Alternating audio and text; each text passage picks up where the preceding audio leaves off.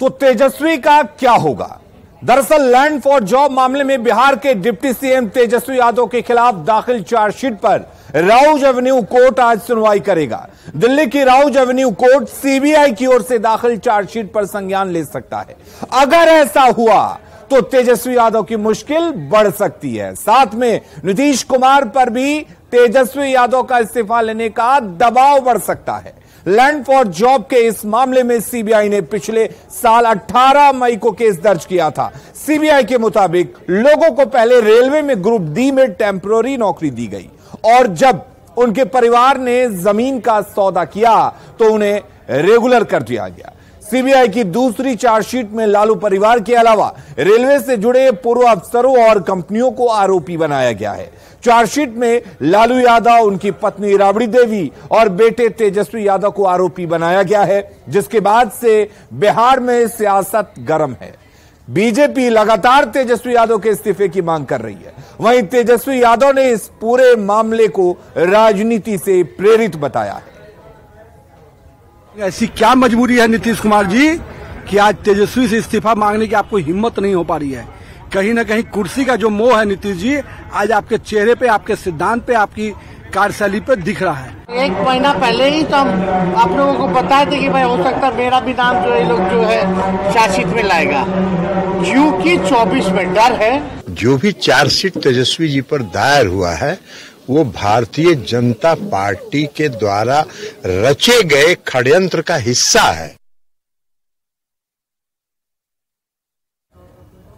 तो land for job मामले में बिहार के डिप्टी सीएम तेजस्वी यादव पर अगर दिल्ली के राउज एवेन्यू कोर्ट सीबीआई की ओर से दाखिल चार्जशीट पर संज्ञान लेता है तो नीतीश पर तेजस्वी का इस्तीफा लेने का दबाव बढ़ सकता है।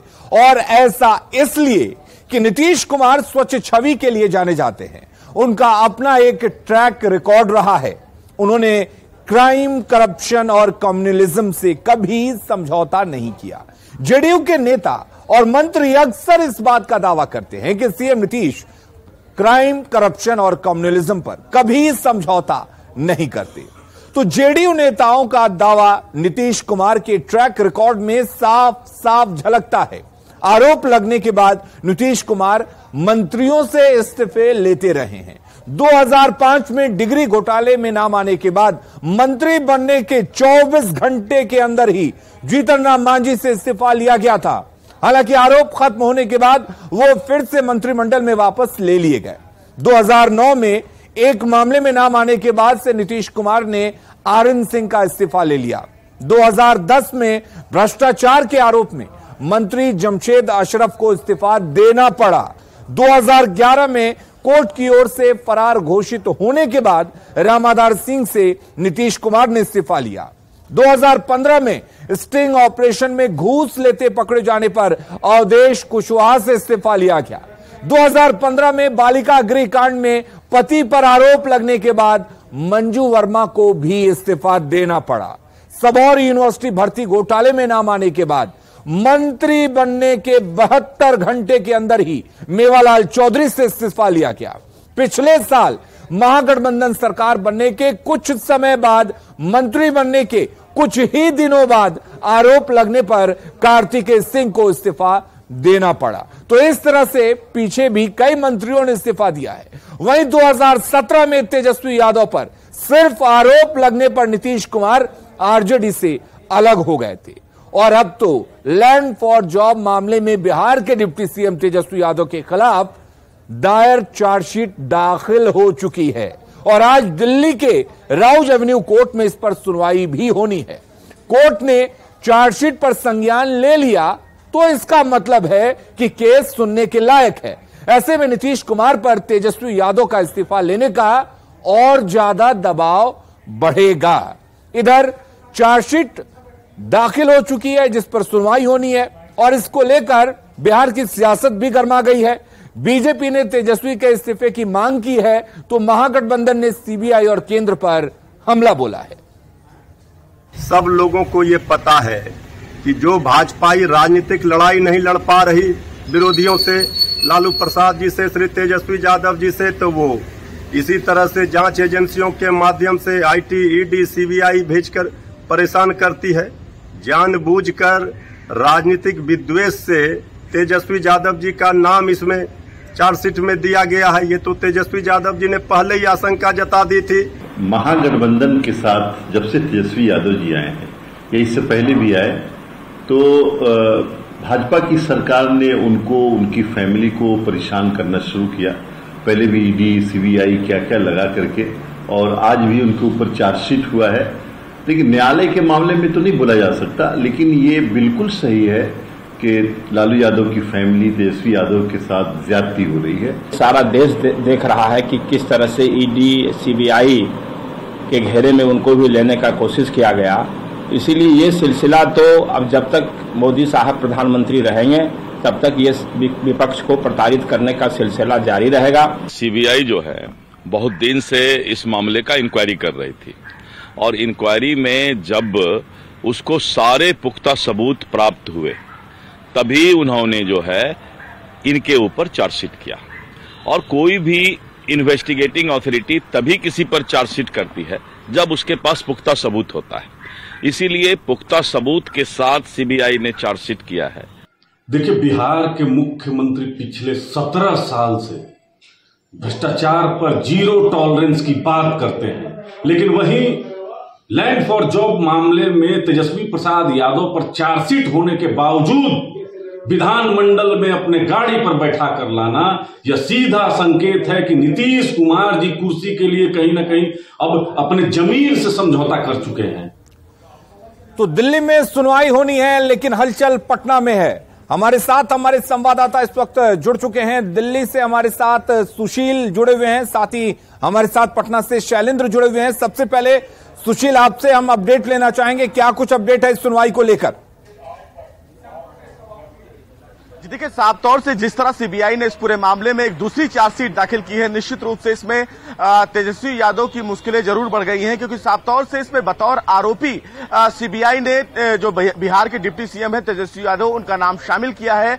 लेकिन इसमें लालू यादव और राबड़ी यादव का भी नाम शामिल किया गया है। यानी कि ये तय है कि ये दिल्ली पुलिस की, माफ कीजिएगा, ये सीबीआई की दूसरी चार्जशीट है जो दूसरे जोन पर कहीं ना कहीं इंक्वायरी कर रही थी। हालांकि सीबीआई ने इससे पहले जब अपनी चार्जशीट दाखिल की थी तो उसमें उनकी तरफ से कहा गया था कि एक बड़े लेवल का घोटाला है और इस पूरे मामले में हर एक जोन में सीबीआई जांच कर रही है। और जिस तरह तथ्य सीबीआई को इस मामले में मिल रहा है, ऐसे में निश्चित रूप से इन बड़े नेताओं के खिलाफ आने वाले दिनों में मुश्किलें जरूर बढ़ सकती हैं। हालांकि इस पूरे मामले में राउज एवेन्यू कोर्ट ने सीबीआई को एक बार यह भी कहा था कि जांच को लेकर सीबीआई चार्जशीट जल्द से जल्द दाखिल करे, और इसीलिए सीबीआई ने इसमें आनन फानन में दूसरी चार्जशीट दाखिल की है। अब ऐसे में अगर आज राउज एवेन्यू कोर्ट बिहार के डिप्टी सीएम तेजस्वी यादव, लालू यादव और राबड़ी यादव के खिलाफ जो चार्जशीट दाखिल की गई है, अगर उस पर संज्ञान लेती है तो बतौर आरोपी इनको कोर्ट के द्वारा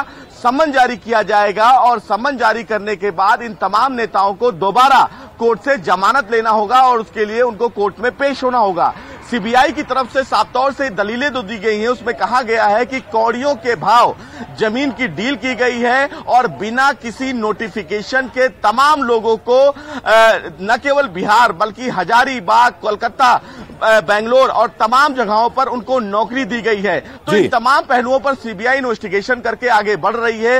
निश्चित रूप से आज की सुनवाई बेहद क्रूशियल होगी। बिल्कुल सुशील, आज की सुनवाई काफी अहम है और देखने वाली बात यही होगी कि क्या कोर्ट इसे सुनने लायक मानती है या कोर्ट इसको सुनती है कि नहीं, चार्जशीट पर क्या कुछ प्रतिक्रिया देती है, यह देखने वाली बात होगी। हमारे साथ तो शैलेंद्र जुड़े हुए हैं। शैलेंद्र, मामला कोर्ट तक पहुंच चुका है, चार्जशीट दाखिल हो चुकी है, और अगर इस केस को सीबीआई जो चार्जशीट दाखिल कर चुकी है राउज एवेन्यू कोर्ट अगर इसे सुनने लायक मानता है तो बिहार में किस तरह की राजनीति और ज्यादा गर्माएगी, किस तरह से नीतीश कुमार पर और ज्यादा दबाव बढ़ सकता है, क्योंकि नीतीश कुमार क्राइम, करप्शन और कम्युनिज्म को लेकर कोई समझौता नहीं करते हैं। बिल्कुल, देखिए, बिहार में पिछले कई दिनों से जब से तेजस्वी यादव पर चार्जशीट दाखिल किया गया है उस समय से ही इसी मुद्दे पर सियासत हो रही है। बीजेपी इसी पर लगातार सवाल भी पूछ रही है महागठबंधन से कि आखिर नीतीश कुमार जिस CCC की बात करते थे वो आज कहां है। खासतौर पर कई मंत्रियों ने पहले इस्तीफा दिया, इसका भी जिक्र बीजेपी के द्वारा किया जा रहा है। और अभी भी जब बिहार विधानसभा का मॉनसून सत्र चल रहा है, उसमें भी सबसे पहला सवाल सरकार से बीजेपी का यही होता है। विपक्ष के लोग यही सवाल पूछते हैं कि आखिर तेजस्वी यादव पर जब चार्जशीट दाखिल हुआ तो इस्तीफा क्यों नहीं नीतीश कुमार मांग रहे हैं। जवाब जदयू से भी दिया जा रहा है, आरजेडी से भी दिया जा रहा है, लेकिन इसमें सबसे महत्वपूर्ण इस मामले में जवाब जदयू का है। जदयू ने इसमें साफ तौर पर यह कह दिया है कि चूंकि यह मामला राजनीति से प्रेरित है और जब तक के लिए न्यायालय की तरफ से कोई आदेश नहीं आता है तब तक के लिए कोई आरोप नहीं बनता है। हमारे साथ संजीव चौरसिया भी हैं, भाजपा के विधायक हैं, इनसे भी बात कर लेते हैं। संजीव जी, पहला सवाल यही आप लोग पूछ रहे हैं, क्या ये जनता का सवाल है? चूंकि विधानसभा चल नहीं रहा है, सिर्फ इसी सवाल को लेकर के या जनता भी इस चीज को जान रही है और ये पूछ रही है कि नीतीश कुमार जवाब दे कि पूर्व में भी जो मंत्रियों के साथ होते रहा है एफआईआर तक का, तो तुरंत आप इस्तीफा लेने का काम कर लेते थे। ये तो 4 सीट का है, तो 4 सीट के बाद भी आप इस्तीफा लेने का काम नहीं कर रहे हैं, बर्खास्त नहीं कर रहे हैं। तो वैसे 4 सीटेड उप मुख्यमंत्री सदन के अंतर्गत भी रहे, तो ये कितनी बड़ी मर्यादा को उल्लंघन करने का काम कर रहे हैं, ये अपने आप से बड़ा प्रश्न है। चलिए, साथ ही साथ जिन मुद्दों शैलेंद्र, बीजेपी का अपना आरोप है और महागठबंधन के नेताओं की तरफ से अपनी सफाई दी जा रही है, चाहे वो कांग्रेस हो, आरजेडी हो या फिर जेडीयू हो। हालांकि इस पर सुनवाई होनी है, सुनवाई में क्या कुछ होता है इस पर भी हम लगातार अपने दर्शकों को अपडेट देते रहेंगे। फिलहाल के लिए सुशील और शैलेंद्र, आपका बहुत बहुत शुक्रिया।